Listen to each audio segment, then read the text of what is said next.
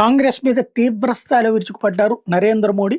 ప్రధాన ప్రతిపక్షం కాంగ్రెస్ దేశ వ్యతిరేకగా మారింది అన్నటువంటి వ్యాఖ్యలు చేసుకొచ్చారు.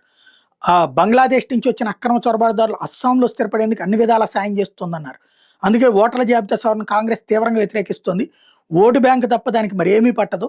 ఎలాగైనా అధికారాన్ని ఒడిసిపట్టడమే ఆ పార్టీ ఏకైక లక్ష్యమని ఎద్దేవా చేశారు. త్వరలో అసెంబ్లీ ఎన్నికలు ఉన్న అస్సాంలోని దిబ్రూగఢ్ జిల్లాలోని నామ్రూప్లో 10,600 కోట్లతో నిర్మించిన భారీ ఎరువుల కర్మాగారాన్ని ఆదివారం ప్రధాని ప్రారంభించారు. ఆ తర్వాత జరిగిన బహిరంగ సభలో మాట్లాడుతూ కాంగ్రెస్ని దుర్మాడారు. ఆ రాష్ట్రం మీద దానిది ఎప్పుడూ సవతి ప్రేమే. అస్సామీల అస్తిత్వం, సంస్కృతి, ప్రతిష్ట కాంగ్రెస్కి ఏనాడు పట్టలేదు. వాటి పరిరక్షణకు పాటుపడుతోంది బీజేపీ మాత్రమే. కాంగ్రెస్ అనే విషం బారి నుంచి అస్సాంను కాపాడాల్సిన అవసరం ఉంది. విషయంలో బీజేపీ ఒక కవచంలా నిలుస్తుందన్నారు.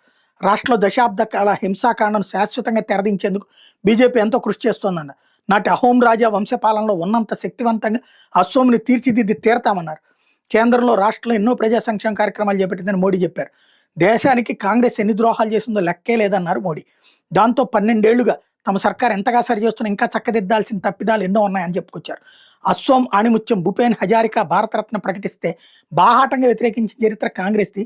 ఆడిపాడే వాళ్ళకి మోడీ భారతరత్న ఇస్తున్నాడంటే ఎద్దేవా చేసి అస్సామీల మనసులకి తీరని గాయం చేసింది అని మండిపడ్డారు. రాష్ట్రంలో సెమీకండక్టర్ విభాగం ఏర్పాటు చేసిన వ్యతిరేకించిన కాంగ్రెస్ని ఏమనాలో కూడా అర్థం కావడం లేదన్నారు.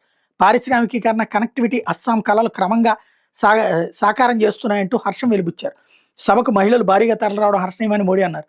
ఇటీవల రష్యా అధ్యక్షుడు వ్లాదిమిర్ పుతిన్తో తాను భేటీ అయినప్పుడు ఆయనకు అస్సాం బ్లాక్ టీ పొడి కానుకగా ఇచ్చానని గుర్తు చేశారు.